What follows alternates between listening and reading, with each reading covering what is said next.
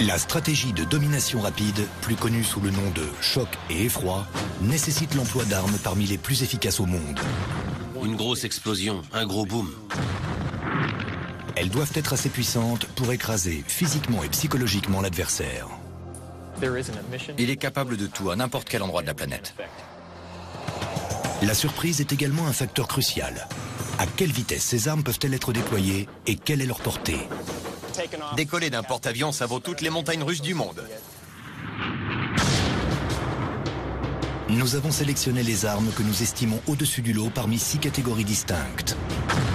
Les fusils courte portée, l'artillerie lourde, les guerriers robotisés et dans cet épisode, les armes de choc et d'effroi. Maintenant, c'est à vous de décider laquelle vous semble la meilleure.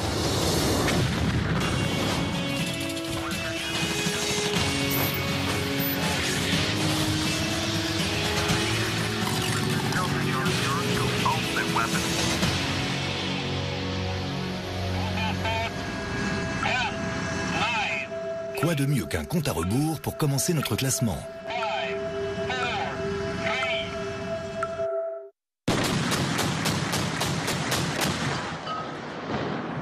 À la 10e place, le canon suédois MK110, l'un des systèmes d'artillerie navale les plus évolués au monde. Ses atouts sont sa précision, sa cadence de tir et ses munitions programmables. Le 110 est un canon naval ultramoderne, conçu pour s'attaquer à toutes les menaces navales imaginables. Les canons navals traditionnels sont très efficaces contre de grosses cibles lourdement blindées. Mais les menaces modernes vont des petites embarcations très maniables aux drones automatisés ultra légers. Et le Mark 110 a donc été conçu pour être plus polyvalent. 220 coups par minute, c'est une cadence exceptionnelle. Il est doté de munitions intelligentes. Elles s'adaptent au type de menaces rencontrées, que ce soit des missiles anti-navires ou des cibles de surface. Mais il est également très fiable, ce qui est capital. Ces munitions forment l'élément clé de ce canon multifonction. Grâce à sa portée de 14 km et demi et à ses obus contenant 8000 fragments en tungstène préformés, ses effets sont dévastateurs. C'est comme un tir de fusil. Même sur une cible très mobile, la pluie de plomb qu'il envoie est dévastatrice. Son obus de 57 mm n'est pas gros selon les standards de la marine. On pourrait croire que cela prive le canon du facteur d'intimidation dans le principe du choc et de l'effroi. Mais le détonateur intelligent peut être programmé selon 6 réglages différents. En mode explosion aérienne, l'obus saute au-dessus de la cible et l'inonde d'une pluie mortelle de fragments de tungstène. Toutes les cibles molles du bord sont alors détruites, mais le navire en lui-même reste intact. Ce mode rend l'obus absolument impossible à brouiller. Même les contre-mesures électroniques ne fonctionnent pas. 3 modes de proximité distincts utilisent un radar pour déclencher la fusée lorsque l'obus s'approche de la cible. Il perçoit les réflexions des signaux qu'il envoie devant lui. Si une cible est proche, cela déclenche la détonation. Pour les cibles fortement blindées, le mode impact fait exploser l'obus au contact pour maximiser les dégâts. Les munitions intelligentes sont le facteur crucial. Nous n'avions jamais rien vu de tel. Le mode de détonation peut même être reprogrammé jusqu'à la mise à feu pour s'adapter à tous les types de menaces et garantir la meilleure efficacité possible.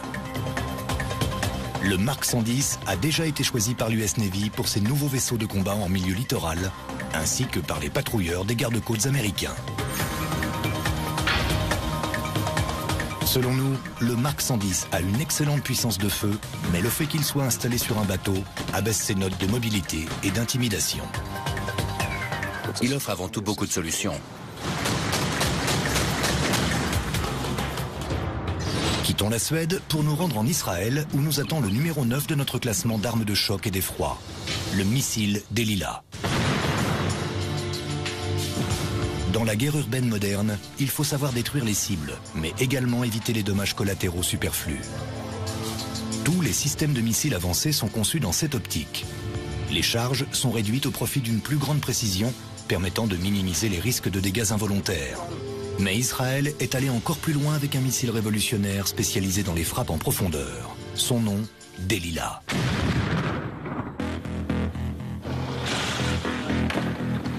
Une fois sa cible repérée, le missile Delila peut attendre la confirmation de son identité avant d'enclencher son attaque. Cette intervention humaine minimise grandement les risques d'erreur. Il s'agit d'un missile de précision doté d'une capacité d'attente. Un bon avion équipé d'une bonne arme, c'est ce qui offre le meilleur avantage. Il est très petit, sa charge n'est que de 30 kg. Si elle est petite, c'est parce qu'on a voulu qu'il soit précis, de manière à contrôler au maximum les dégâts collatéraux. Il est très aérodynamique et il peut rester très longtemps en l'air. Les missiles de croisière sont des sortes de drones. Ils s'attaquent à des cibles préprogrammées. Le Delila, par contre, peut tourner autour de la cible pour attendre le moment d'attaque idéal. Une fois tiré, le Delila vole de manière entièrement autonome jusqu'à une destination préprogrammée à l'aide d'un GPS et d'un système de navigation par inertie. Une caméra installée dans le nez du missile localise une cible pouvant se trouver jusqu'à 16 km plus loin, puis en transmet une image vidéo à la base. Si la cible doit être vérifiée, le missile tourne autour de la zone en attendant de recevoir l'ordre d'attaquer, d'abandonner ou de se mettre à la recherche d'une autre cible. Le fait que l'opérateur puisse voir la cible, comprendre avec précision où frapper et se concentrer sur un point bien spécifique est la clé du succès de ce genre d'attaque. Le système aérien d'origine s'est vu adjoindre depuis peu une version terrestre et une version navale, offrant une capacité de frappe d'une portée supérieure à 150 km.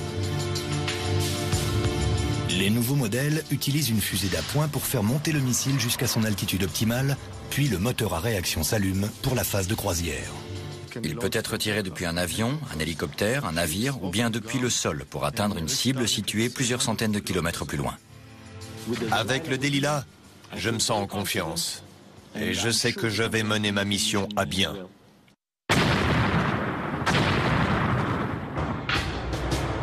Malgré sa grande précision, la petite charge de 30 kg du Delila et sa faible portée réduisent ses capacités de choc et d'effroi. Le missile intelligent d'Israël ne prend donc que la 9e place de notre liste. À suivre, notre compte à rebours continue avec une bombe emblématique, mais aussi avec un avion capable de tous les exploits pyrotechniques.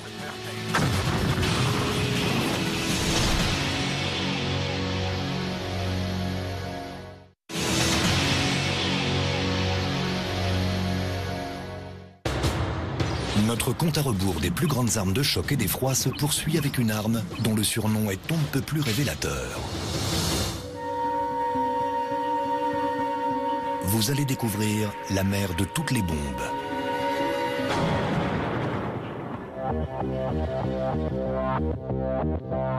C'est en effet le surnom que ses créateurs ont donné à la Moab, ou bombe de destruction massive par souffle. Elle est incroyablement puissante. Il s'agit de l'arme conventionnelle la plus massive jamais construite, si l'on s'en réfère à la quantité d'explosifs transportés. La Moab, la plus grosse arme aérienne à guidage satellite de l'histoire, mise tout sur la puissance de feu. Ce monstre de 9 mètres de long pèse 9800 kg et contient près de 9 tonnes d'explosifs H6.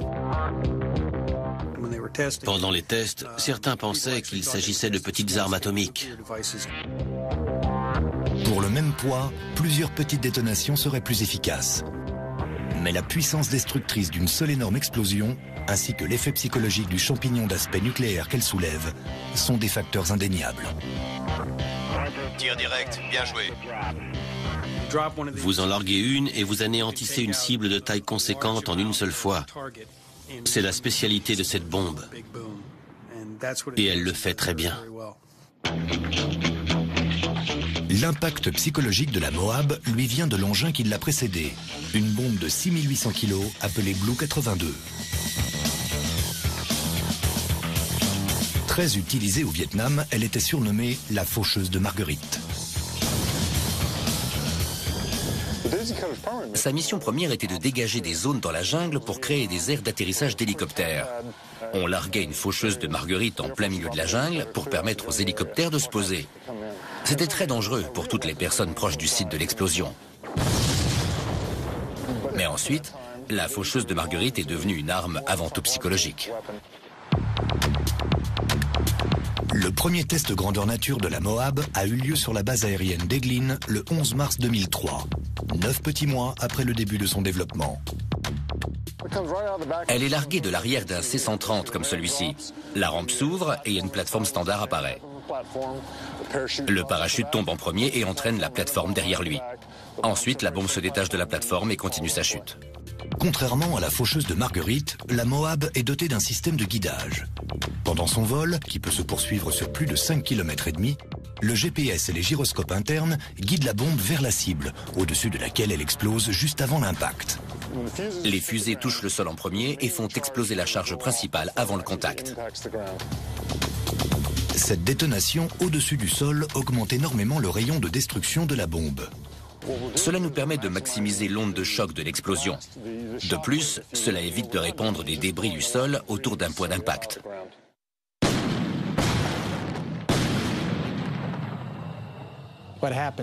Une gigantesque boule de feu très intense se forme.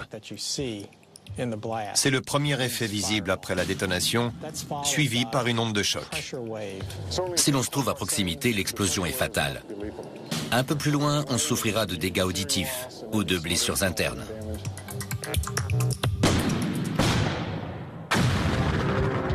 Malgré l'explosion massive qu'elle génère, c'est à la force de son impact psychologique que la Moab doit sa notoriété. Elle a changé le visage des combats, dans le sens où l'on n'a plus besoin de s'engager sur les champs de bataille et d'utiliser des munitions de précision. L'effet psychologique s'avère parfois suffisant.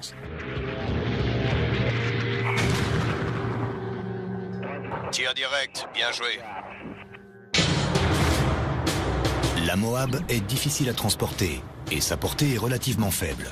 Mais elle atteint la note maximale dans les domaines de la puissance et de l'intimidation.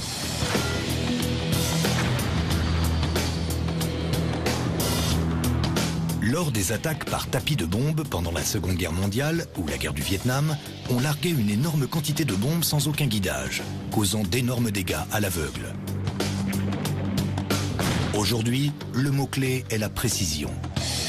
Il s'agit de mobiliser juste assez de puissance pour détruire la cible visée et rien de plus.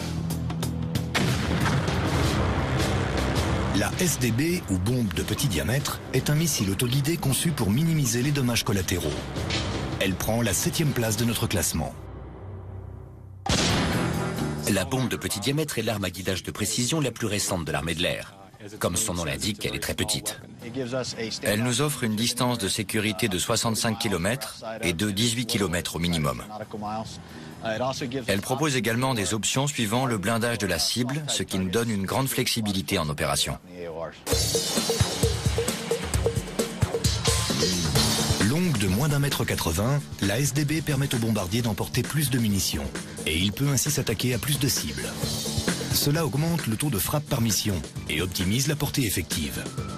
De plus, elle est très précise. Avant le décollage ou même en plein vol, les coordonnées de la cible sont entrées dans la bombe. On peut la larguer même si on s'éloigne de la cible.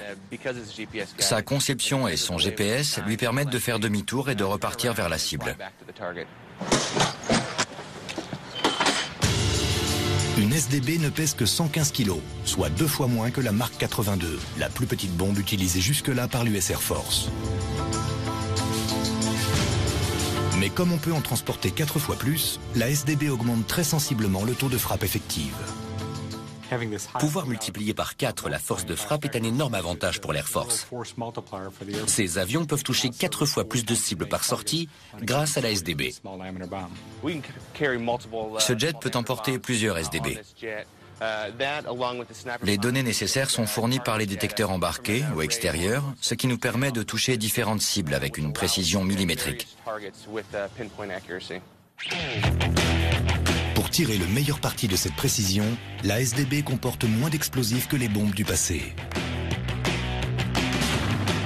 La bombe de petit diamètre nous permet de ne toucher par exemple qu'une pièce bien précise d'un immeuble, où qu'elle se trouve à l'intérieur. On peut y envoyer la SDB sans démolir tout le bâtiment. Le détonateur peut être réglé selon différents modes, de l'explosion aérienne à la détonation à l'impact.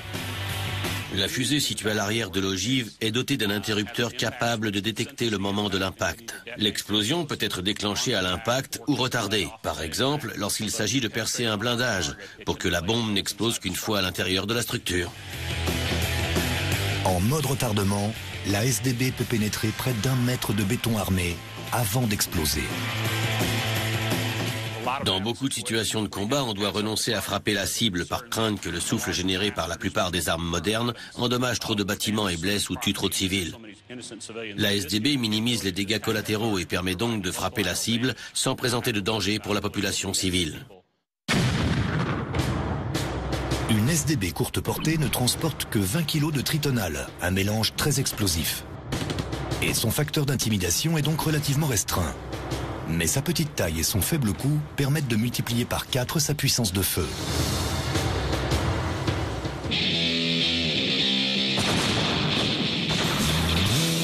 Depuis le début de ce compte à rebours d'armes de choc et d'effroi, nous avons vu avec quelle précision la bombe de petit diamètre peut éliminer des cibles prioritaires. Certaines cibles demandent une puissance de feu plus conséquente, mais les bombes conventionnelles sans guidage n'ont souvent pas la précision nécessaire dans beaucoup de situations de combat. La solution à ce problème se trouve au 6e rang. Son nom, la JDAM. C'est un système qui transforme une bombe conventionnelle en bombe intelligente. Elle lui offre une grande précision et permet de toucher une cible n'importe où dans le monde avec une précision de 5 mètres. Cette arme, il ne faut jamais sortir sans. L'ennemi sait avec quelle précision on peut le frapper. La JDAM, acronyme de munitions d'attaque directe conjointe, règle un problème aussi vieux que la guerre aérienne. Pendant la Seconde Guerre mondiale, il fallait des centaines, voire des milliers de bombardiers pour détruire une seule cible. L'opération Tempête du désert a mis ce problème en exergue. À cause du sable, de la poussière et de la fumée, les pilotes de combat n'arrivaient pas à se verrouiller sur les cibles au sol. C'est pour lutter contre l'inefficacité des bombes conventionnelles que le développement de la JDAM a commencé. L'armée voulait une arme guidée par satellite, par tout temps, largable dans les nuages ou la fumée, pour détruire les cibles visées même par mauvais temps. Avec l'apparition de la JDAM, un appareil peut désormais détruire autant de cibles qu'il transporte de bombes, ce qui n'était pas du tout le cas auparavant. La JDAM n'est pas l'arme en elle-même. Il s'agit d'un système adaptable qui convertit une bombe conventionnelle en missile intelligent autoguidé. Ce que nous voyons ici, c'est la section arrière de l'arme. Elle est constituée d'un récepteur GPS et des composants informatiques embarqués de son système de guidage. Avec une portée de 29 km depuis le point de largage, la JDAM est très efficace contre les objets immobiles. Mais pour les cibles se déplaçant rapidement, les concepteurs ont dû aller encore plus loin. Nous avons installé une tête chercheuse laser dans le nez du système pour créer une JDAM laser. La bombe peut donc se diriger grâce aux données GPS, mais l'équipage peut aussi désormais désigner une cible mobile au sol, afin que la bombe modifie son guidage et vise cette nouvelle cible, ce qui signifie qu'elle n'est plus confinée aux simples cibles fixes. La JDAM laser offre la possibilité de toucher les cibles mouvantes à n'importe quel point du champ de bataille. Il faut continuer à illuminer la cible avec son propre laser ou avec un laser allié afin de guider la bombe jusqu'à son objectif. Pour un coût relativement modeste, la JDAM et sa grande sœur à guidage laser, la LJDAM, ont révolutionné le domaine du bombardement. Les soldats au sol peuvent demander un appui aérien en sachant qu'en quelques minutes, une arme très précise touchera la cible qu'ils auront désignée aux pilotes. Cela leur offre un soutien aérien à la fois précis et rapide. Une fois la JDAM larguée, c'est la bombe qui s'occupe de tout. Autre système bon marché, la JDAM peut être combinée à une bombe pesant jusqu'à 900 kg. Sa puissance de feu est donc excellente, mais sa portée dépend de l'appareil qui la transporte. À la 5e place, on trouve la version aérienne de l'arsenal d'artillerie. Il s'agit du gunship AC-130U, surnommé le Spooky.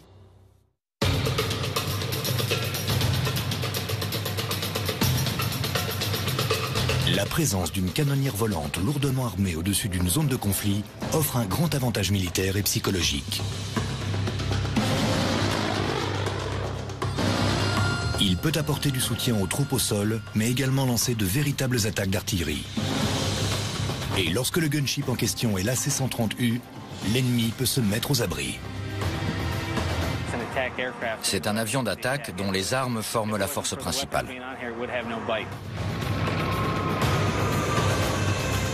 Basée sur la structure de l'avion cargo C-130, la première version d'attaque au sol est entrée en action en 1967 au Vietnam. Il a beaucoup évolué depuis le Vietnam et nous espérons que ce n'est que le début. Depuis les événements du 11 septembre 2001, le Spooky a été en service constamment, que ce soit en Irak ou en Afghanistan. C'est l'un des rares avions existants qui soit performant dans les 4 domaines d'efficacité qui sont les dégâts, l'endurance, la capacité de survie et la connectivité. À suivre, 20 000 lieues sous les mers à bord d'un sous-marin nucléaire de classe Virginia. Et de retour à l'air libre à bord du majestueux USS Eisenhower. Accrochez vos ceintures pour le vol de votre vie.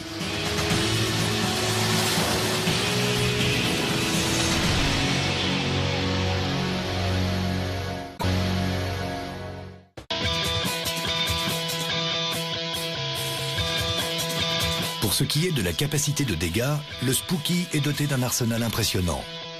Voici notre canon de 25 mm. Nous transportons 3000 cartouches à bord. Il tire à une cadence de 1800 coups par minute. L'avantage de ces munitions à faibles dégâts collatéraux, c'est qu'elles fonctionnent aussi bien en race campagne qu'en environnement urbain. Notre canon à 350 coups minute est incroyable. Nous avons également un canon Bofors de 40 mm. Nous transportons 256 obus à bord. Sa cadence de tir est de 100 coups par minute. Les obus de 40 mm se présentent par lame chargeur de 4. C'est comme cela qu'ils sont chargés dans le canon. Voici le canon Howitzer de 105 mm, pour lequel nous disposons de 100 obus. Le chargement est manuel. Nous tirons entre 7 et 8 coups par minute. C'est mon arme préférée, à cause de l'interaction manuelle requise et de son côté spectaculaire. Les dégâts sont causés par son énergie explosive et par l'expulsion de ses fragments métalliques. Lors du tir, le canon fait dévier la queue de l'appareil d'un peu plus d'1 mètre. Il libère une pression d'environ 5 tonnes et demie, avec un vacarme assourdissant dans l'avion. On a beau avoir l'habitude, on sursaute toujours lorsqu'il se déclenche.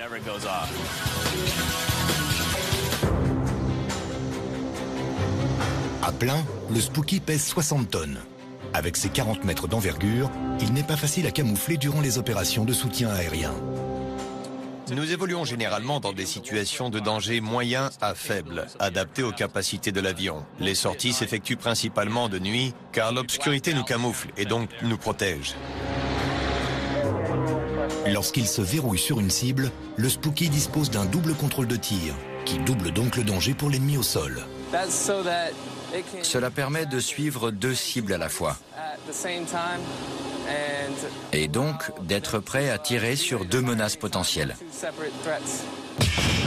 L'équipage se repose aussi sur une communication incessante avec le sol. Cette nuit, nous nous entraînons à diriger la puissance de feu de l'AC-130 sur la cible. Nous la coordonnons de différentes manières, tout d'abord en communiquant, mais aussi de différents moyens de repérage, du pointeur aux lunettes infrarouges. Cela me permet de voir la cible et de relayer ce que je vois sur le champ de bataille à l'avion, pour que nous soyons sur la même longueur d'onde. Roger, cible détruite, stand-by. On forme tous une très bonne équipe. On essaie d'intervenir au sol là où les gars en ont besoin. Le but premier de l'AC-130, c'est de sauver les vies de nos soldats. Le Spooky ne sert pas seulement à tuer l'ennemi, il est aussi là pour nous protéger. La canonnière volante AC-130 obtient de bonnes notes pour la mobilité, la portée, la puissance de feu et l'intimidation. Mais il ne s'agit pas de l'arme la plus puissante de notre palmarès, loin de là. Nous avons déjà passé en revue plus de la moitié de notre sélection de systèmes de choc et d'effroi. En 4e place, voici l'USS Texas, auquel il vaut mieux ne pas se frotter. Il s'agit du 4e bâtiment de l'US Navy à porter ce nom. Mais c'est le premier sous-marin nucléaire de classe Virginia. Ce sous-marin représente ce qui se fait de mieux en matière de technologie. Ce géant des profondeurs est long comme 1,5 fois un Boeing 747 et il pèse près de 8000 tonnes. Cela ne l'empêche pourtant pas de réaliser des opérations secrètes en eau côtière peu profondes et de bénéficier de l'effet de surprise. Le sous-marin de classe Virginia est le premier système de toutes les branches de l'armée américaine réellement optimisé pour le milieu opérationnel qui sera le plus courant au XXIe siècle, c'est-à-dire des eaux peu profondes en bordure des côtes. Même à 25 nœuds, le Texas est plus silencieux que la plupart des sous-marins avançant à 5 nœuds. Des mesures de furtivité telles qu'un revêtement spécial sur la coque et des amortisseurs sous les planchers lui offrent une discrétion insurpassable. Grâce à leur capacité d'évolution quasi indétectable en terrain ennemi, les sous-marins ont toujours été une excellente arme d'espionnage. Mais la majeure partie des innovations sont beaucoup plus techniques. La salle de contrôle contient énormément d'écrans d'ordinateur. Il n'y a plus aucun compteur, plus aucune jauge analogique.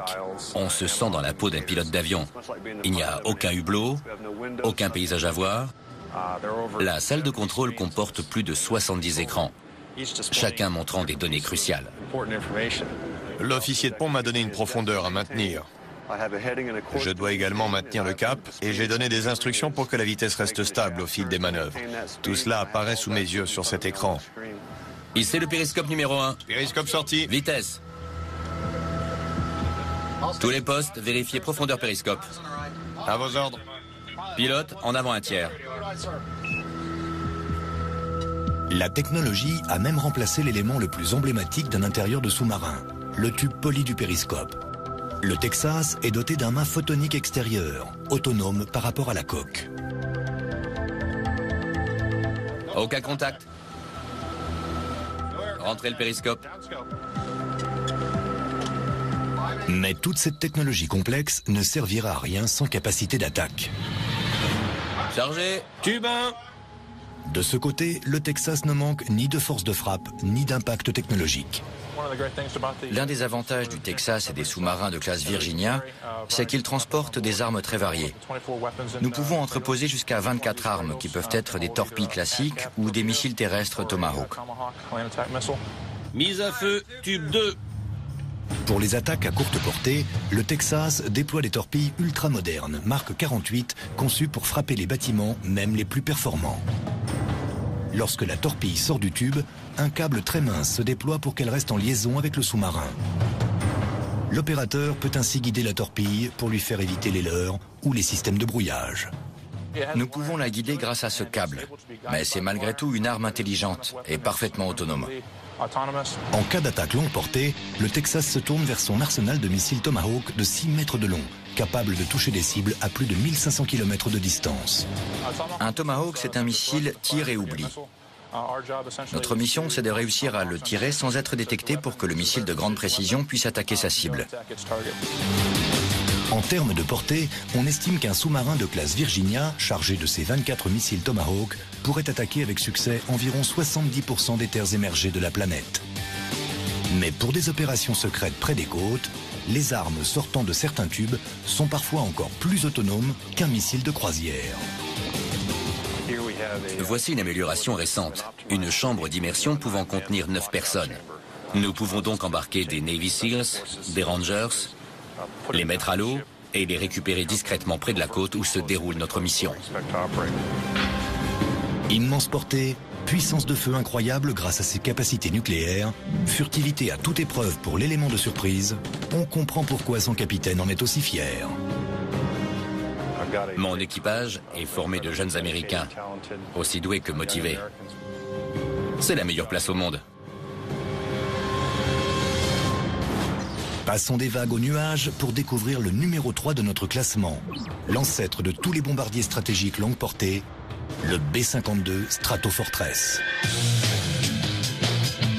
Le B-52 est un symbole de l'US Air Force. Cet appareil dispose d'une puissance exceptionnelle. Il attire l'attention des gens ne serait-ce que parce qu'il est en service depuis très longtemps. Quand on le regarde de plus près, on voit qu'il a 8 moteurs. C'est un avion gigantesque.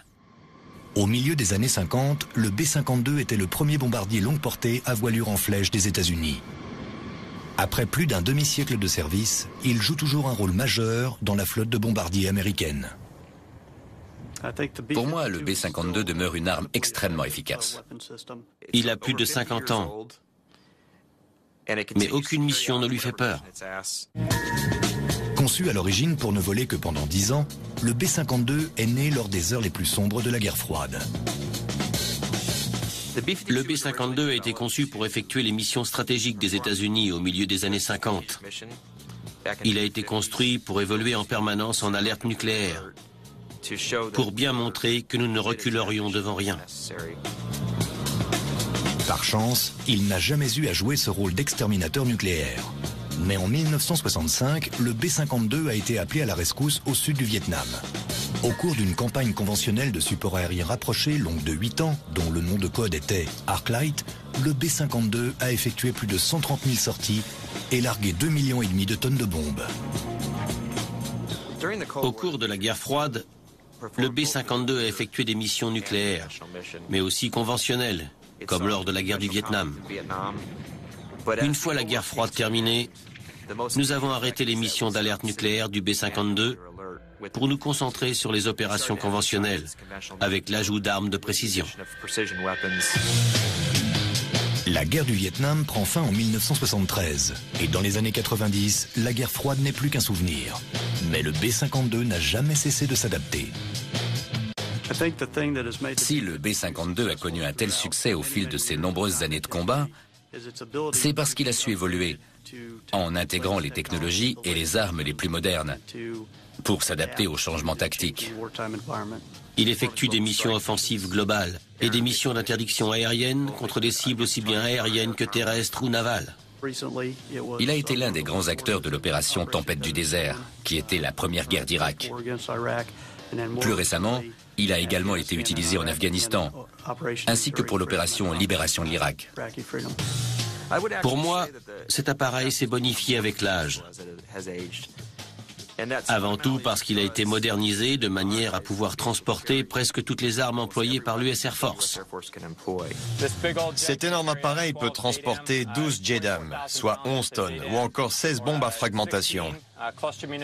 Il peut également embarquer toute une gamme de bombes à guidage laser, jusqu'à la Bunker Buster de 2 tonnes. C'est toujours impressionnant de les voir sur un B-52. L'avion est généralement équipé de 3 râteliers à bombes, à l'avant, au centre et à l'arrière. Ils peuvent chacun accueillir 9 bombes. Multiplié par 3, cela fait une capacité de 27 bombes de 200 kg.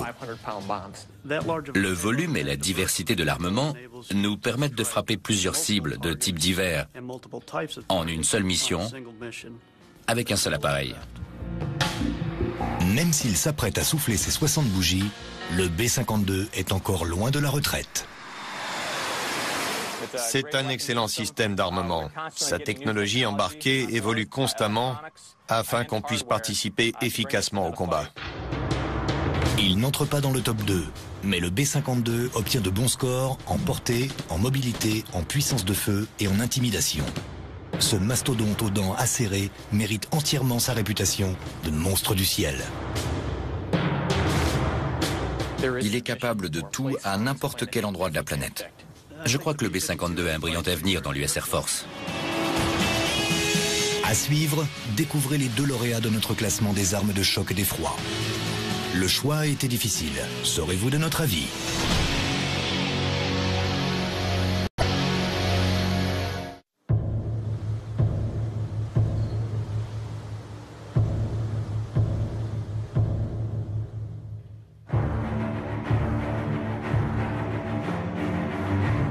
Médaille d'argent de notre classement des armes de choc et d'effroi, l'USS Eisenhower, surnommé Ike, l'un des 10 super porte-avions de classe Nimitz de l'US Navy, capable de transporter 2 escadrilles de chasseurs bombardiers aux 4 coins du globe. Il est aussi long que l'Empire State Building. À pleine charge, il déplace près de 100 000 tonnes d'eau, autant que les plus gros supertankers de l'histoire. Les mots manquent pour décrire ce géant de près de 2 hectares. Aucun navire sur Terre ne dispose d'une telle puissance de feu. Il est aussi haut qu'un bâtiment de 24 étages, grand comme un terrain de football, à son point le plus large du pont d'envol. C'est un navire gigantesque. Baptisé en l'honneur du 34e président des États-Unis, l'USS Dwight E. Eisenhower est entré en service actif voilà plus de 30 ans. Il a été admis au service en 1977, ce qui lui fait aujourd'hui 44 ans. Le Dwight E. Eisenhower est un navire aux capacités exceptionnelles, manœuvré par un équipage formidable de plus de 5000 hommes. Il accueille une soixantaine d'aéronefs de combat. Il est entraîné par 2 gigantesques moteurs nucléaires qui lui permettent de naviguer presque indéfiniment à une vitesse de croisière de plus de 30 nœuds. Nous avons renouvelé son carburant à mi-parcours, en sachant que sa durée de vie est estimée à une 50aine d'années. Un porte-avions Nimitz peut embarquer 45 jets. 700 marins s'occupent en permanence du balai aérien des avions de chasse et des appareils de secours. Lorsque nous tournons à plein régime, le pont d'envol du Dwight E. Eisenhower est un endroit très fréquenté de jour comme de nuit. La compagnie d'assurance Lloyd's estime qu'il s'agit de l'un des environnements de travail les plus dangereux de la planète. Il y règne beaucoup de bruit et d'agitation. Nos hommes communiquent essentiellement par signaux. Grâce à une formation très poussée et très sévère, toutes nos missions se déroulent de manière professionnelle et en toute sécurité.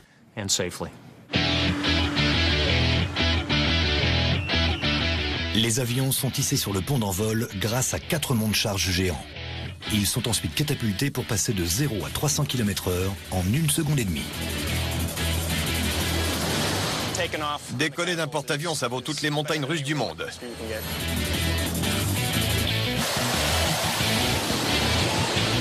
Un bâtiment de classe Nimitz peut transporter jusqu'à 90 appareils, dont des hélicoptères, des Prowlers, des Hawkeyes, des Hornets et des Super Hornets. Les Super Hornets et les Hornets sont des appareils extrêmement performants. Ils peuvent réaliser des missions de suprématie aérienne, comme des chasseurs classiques, mais également des missions de frappe en tout genre, d'interdiction aérienne ou de soutien dans une situation de combat naval de surface. Les 11 emplacements d'armement du Super Hornet peuvent accueillir tous les systèmes air-air ou air-sol de l'arsenal américain. L'affichage du casque suit tous les mouvements de la tête du pilote et il n'a qu'à fixer une cible des yeux pour la verrouiller.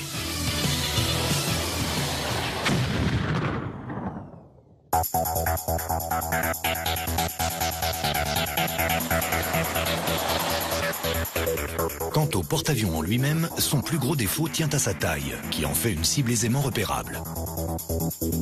Bien entendu, les porte-avions de classe Nimitz sont parfaitement équipés pour se protéger. Il est doté de 2 lanceurs de missiles OTAN, Sea Sparrow. Ainsi que de 2 lanceurs d'un missile américain à plus courte portée, mais extraordinairement efficace contre les missiles de croisière.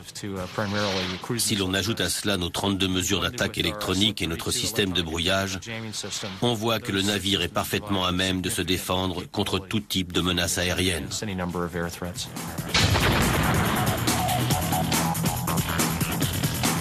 Et bien entendu, en termes d'impact psychologique, quoi de plus impressionnant qu'un porte-avions nucléaire de 100 000 tonnes ? La simple présence d'un porte-avions dans une région du globe a un effet sur les habitants de la région, sur ce qu'ils pensent et sur ce qui les pousse à le penser. D'un point de vue géopolitique, la capacité de modeler les événements dans le sens des intérêts de l'Amérique est un atout unique au monde. Avec ses 100 000 tonnes, le Ike est indubitablement le système le plus massif de notre classement. Ce qui ne lui vaut pourtant pas la première place. À qui revient-elle ? Sur la première marche, le bombardier furtif B-2, l'emblème de l'arsenal de frappe longue portée de l'US Air Force, mais également l'un des avions les plus techniquement avancés au monde. C'est un appareil révolutionnaire. Il n'existe aucun avion similaire. Le B-2 est unique en son genre, car c'est le seul système d'armement à combiner toutes les caractéristiques de portée, de chargement et de furtivité en un seul appareil. Regardez-le, il force le respect. L'allure inoubliable du B-2 le distingue de tous les autres avions existants, au point que lors de ses premiers tests en vol, une vague d'observation d'OVNI s'est déclenchée. En tant que pilote, quand je vois cette aile volante futuriste en vol, je la trouve magnifique. Il fait 52 mètres d'envergure et 21 mètres de long. Il est donc plus large que long, ce qui est très inhabituel pour un avion. Il est dépourvu de gouverne, ce qui rend ses caractéristiques aérodynamiques très intéressantes pour un pilote. On se retrouve aux commandes d'une aile volante sans gouverne. Les gens sont fascinés par le B-2 à cause de sa conception et de son allure. Il ne ressemble à aucun autre avion actuel. Sa forme est à la fois fluide et arrondie. Il ressemble un peu à une chauve-souris. Mais ce n'est pas pour sa beauté que la forme d'aile de chauve-souris a été choisie. Elle fait partie intégrante des caractéristiques qui font du B-2 un appareil furtif. D'un point de vue technique, deux éléments étaient incontournables. L'appareil devait avoir une surface équivalente radar minimale, et comme c'est un bombardier, il devait être aussi aérodynamique que possible. La furtivité est le résultat de plusieurs signatures, dont la signature radar, l'aspect visuel, l'empreinte acoustique et le spectre infrarouge. Parvenir à le rendre furtif sur toute la bande de fréquence était un défi considérable. C'est pour cette raison qu'il n'a pas de queue, qu'il est doté de courbes aussi fluides et que ses moteurs sont placés de cette manière. Je dis toujours que la furtivité dépend à 80% de la forme et de 20% des matériaux. Les composés de graphite époxyde de la superstructure de l'appareil permettent d'absorber au maximum les ondes radar. L'emplacement des 4 moteurs est également une mesure de furtivité. Les moteurs sont incrustés dans le fuselage pour éviter les illuminations radar directes sur leur surface avant et arrière. Toutes les armes sont camouflées dans l'appareil. Sa furtivité peut faire croire que l'élément de surprise est la plus grande arme du B-2, tant que l'on n'a pas vu son armement. Le B-2 peut transporter 18 tonnes d'armes, dont la série JDAM, qui varie de 200 à 900 kg. Il peut également accueillir le JASSM, un missile de croisière conventionnel, ou des bunker busters de 2 tonnes. Mais comme c'est un bombardier nucléaire, il peut également transporter 2 bombes nucléaires à chute libre. Les différentes armes que le B-2 peut transporter lui permettent de s'attaquer à des cibles de nature très diverses. Prenons par exemple les 80 JDAM de 200 kg. Chacune de ces bombes peut être réglée individuellement, ce qui fait un potentiel de 80 cibles différentes. Cela n'a plus rien à voir avec l'époque de la Seconde Guerre mondiale, où toute une escadrille de bombardiers était nécessaire pour éradiquer une seule cible. Désormais, un seul B-2 peut détruire 80 cibles.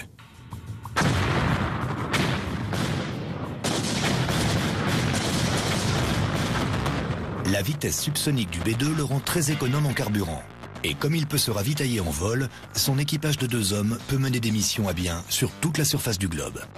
Le B-2 est un bombardier intercontinental qui peut faire le tour de la planète s'il dispose d'un ravitaillement adéquat. Il a une autonomie d'une dizaine d'heures et un rayon d'action de 40 000 km. On peut le faire décoller des États-Unis où il est stationné habituellement et lui demander de bombarder une cible à l'autre bout de la planète sans qu'il ait à se poser pour faire le plein ou pour renouveler son arsenal. Cette capacité de ravitaillement en vol permet au B-2 d'obtenir de très bonnes notes en mobilité et en portée. Bien entendu, sa furtivité est indépassable et la richesse de son armement lui donne la note maximale dans le domaine de l'intimidation. Le plus gros impact psychologique du B-2 sur l'ennemi vient peut-être du fait que ce dernier ne peut se considérer à l'abri nulle part sur la surface du globe. En ce sens, le B-2 représente la suprématie aérienne dans sa forme la plus pure et la plus dangereuse.